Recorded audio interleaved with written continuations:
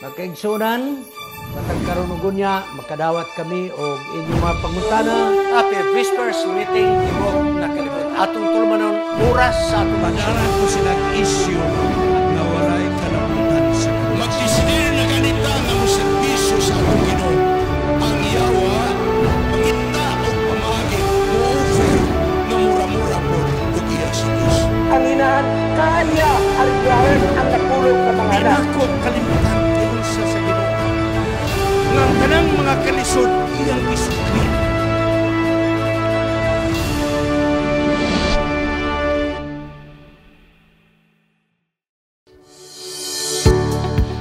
Ayaw kalimot. Kung gusto ka mo suportar sa atong ACS Media Ministry, pagkuha mo og kopya nini. The Until Preacher. Biographical, inspirational, and motivational. Kuha mo ni ini nga kopya. Garantiya, iuli ang kwarta kung di mo makaangay. Pero kung mag-uli mo sa kwarta, kamo yung personal mo aris Cagayan de Oro City. Di ko gusto nga ipadala ninyo sa courier. Kamo yun ang mo rin. So, seryoso nga paagi. Di mo magmahay sa pagbato ni nga libro. Makita ni mo ang kamot sa Diyos nga nagagiya siyang anak. Ug ang usab nga paagi. Nga kamo usab makasuportar sa atong media ministry. Pagkuha usab mo ni ining Happy Family DVD. Nga kini aron inyong masabtan at kung gisumpay ang doktrina sa matag isyo sa family. So kini mga kaigsunan, 18 ka family problems, 18 ka family issues, o kada family issue gisumpayan og muhaom nga doktrina. So niya ay 18 ka doktrina usab mga kaigsunan. O ang sunod mga kaigsunan, aron doon na mo'y compilation, kanang wa mo'y access sa YouTube. DVD na lang. Ang device service nga wali, akong gi-compile mga kaigsunan. Niya din eh. O ang katapusan nga gusto ni promote mo, ang hermeneutics. Naitay hermeneutics diha sa atong YouTube. Pero mas kumplito ni, mga kaigsunan. Kuha mo nini, tutulo, ug asa inyong gusto. Apan akong balikod.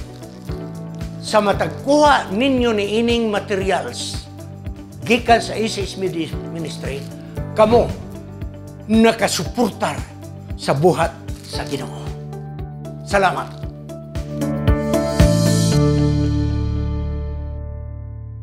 Happy Whispers Meeting sa Tibok Kalibutan. Ang atong ACS Media Ministry, Cagayan de Oro City, makigkaumang kaninyo pipila ka mga gutlo sa atong tulumanon dugang katinawan. Mao kini ang panahon nga atong pagatubagon ang inyong mga pangutana, hatagan natog pagtagad ang inyong mga opinyon o guban pa. Sa pagsugod, magampo kita. Gamhanan nga Diyos nga nagbuhat sa langit ug sa yuta.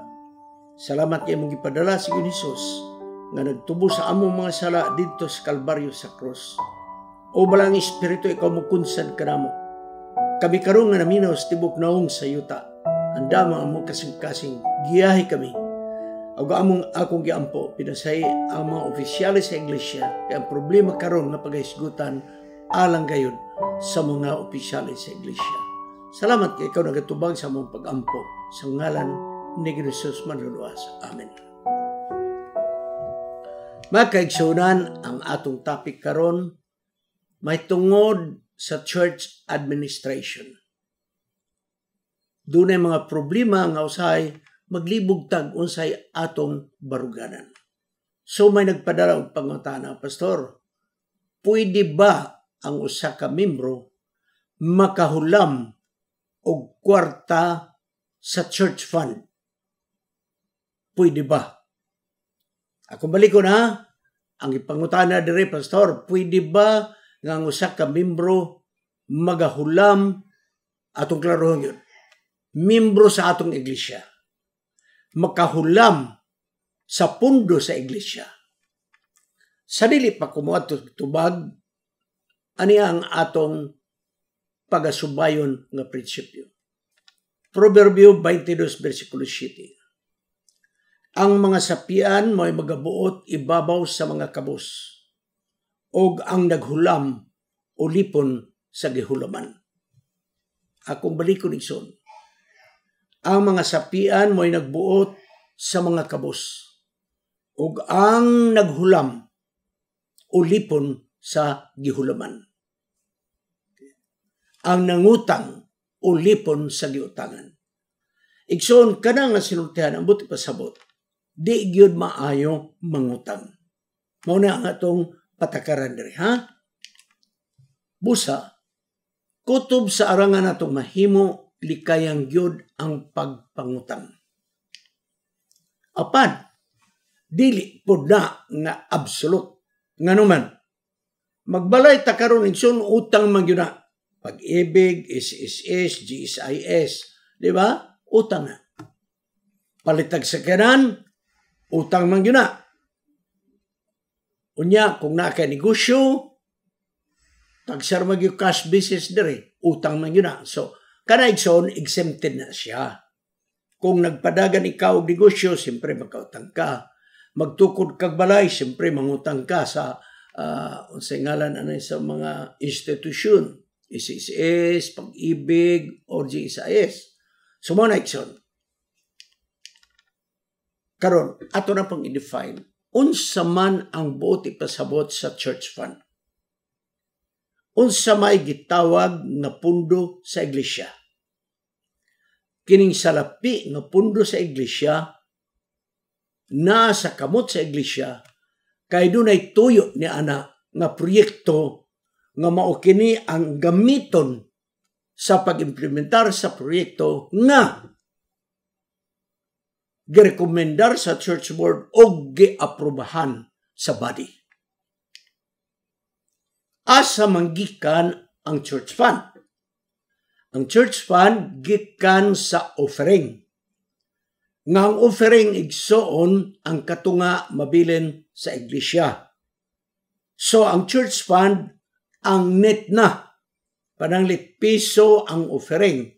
50 centavos para sa mission, 50 centavos para sa simbahan. Kada 50 centavos mao na ang church fund. Or tingali sa mga amot-amot na ginamutay, pundo ka na sa iglesia. Tingali, dunay nagdonar og kwarta, pundo na sa iglesia. Tingali ang simbahan, nagbaligya sa daan nga lute, ang pundo ni ana para sa iglesia. Mao na mga pundo nga naa sa iglesia. Salaktod nga pagkasulti, ang pundo sa iglesia, pera ng bayan. Buti pasabot, dili kwarta ni sa usa ka tawo. Pera ng bayan. Okay? Ang church board, mao ang nagbantay sa pundo sa iglesia. Custodian.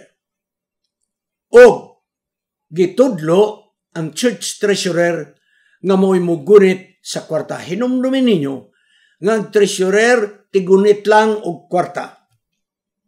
Dayon mga kaigsunan, kung adunay gimitinga sa church board nga mga kagastuhan, i-discuss ka na. Pagbutar na sa church board, nag-ingon, sige, magkural na ta. Ang kantidad nga may atong gamiton, mao ni, butang na to, 50,000, magkural ta sa alublat. Pag humana ng mga kaigsunan, di pa mo makakural. Please, tumanan ninyo ng sistema. Ayaw sa magpalit og halublat. Ayaw sa. Nga naman, kay ang action sa church board, dili pa na final. Ipaagi pa na igsoon, kumbaga plebisito. Ipaagi pa na. Ang final nga approval, ang church body. Mao na, nga maununsyo ang tigulan sa iglesia chairman, mga kaigsunan ni ato may aging Sabado, nagkauyon ang church board na kita magkural na sa halublat. Ngang kantidad, 50,000 pesos. able ang bisa kung aduna maboy mga comment. Okay, comment. Pag human sa ilang mahuna-huna, okay, aduna ba mo motion nga ato ng butahan kung i-approve nato ang 50,000 para sa koral o dili. Mr. Chairman, akong emotion. Second emotion, okay, magboto na ta. Kinsa uyon nga mogasto kita og 50,000 pesos gikan sa pundo sa iglesia aron ikoral og halubat. Isang kamot. Kaysa dili, bisan pa man og dunay pipila nga modili sa diha nga gamay ra mong midili, di na mo magreklamo basta nabutara na sa kadaghanan. Kamo nga di pa gusto magkoral, hilom na mo kay nidaog ang mayoriya. Okay, muna, ako maliko na, ayaw kamo pag-release og kwarta kung dili kini siya ma-approve sa body. Ang tigulan sa iglesia o mga tigulan sa iglesia o ang treasurer walay katungod sa pag-release og kwarta sa ila-ilarang sabot-sabot. Balikon ko ni kay mo ang kanunay nga kaluyaw sa atong iglesia. Ang mga tigulan sa iglesia o ang treasurer or tingali usar ka tigulan sa iglesia o treasurer dili mag-release og kwarta nga sila ray nagkauyon-uyon nga i-release kay anao na ito ni ipalit. No, sayop ka na mga kaigsunan. Hinunua, kung dunay emerhensya, ang church board mag-meeting na daan. Okay? Padanglet, humanang eleksyon, Disyembre, siguro pagka Enero, mag-meeting mo nga adunay kantidad nga imong i-approve nga pwede ang tigulan sa iglesia or mga tigulan sa iglesia kauban sa treasurer nga mo-release og kwarta in kaso emergency. Mo-release bisag walay action sa church board. Apan ang kantidad dili kini pagbuot sa treasurer unsa. Padanglit mo nga ng iglesia. In kaso sa emerhensya, atong authorize ang tigulan sa iglesia o ang treasurer nga mo-release sila dili mulabaw og nailimited so sa kantidad. Dili mulabaw og 3,000 pesos. Pananglita, ha? Di mulabaw og 3 pesos. Meaning to say, kung dunay emerhensya, di ka maghulat og action sa board. Kaya naman, emerhensya ni. Pero ang imong ma-release, kutubra sa 3,000 kay maumay gi-aksyonan sa board o gi-approve sa body, mga kaigsunan. Always may action sa body. Dayon, pagkasunod nga church board, ibutang dayon sa tigulan sa iglesia, ang kantidad nga na-release, pananglit 3,000. Ang kantidad nga na-release, ibutang niya sa gitawag sa agenda og covering action. Meaning to say, katong imong gi-release nga may autorisasyon ka nga di maghulat sa church board, pa-aksyon ang gihapon to. O sabay tuyo, buot ipasabot ng church board na hibalo. Nga naka-release ka og 3,000 nga pang-emerhensya.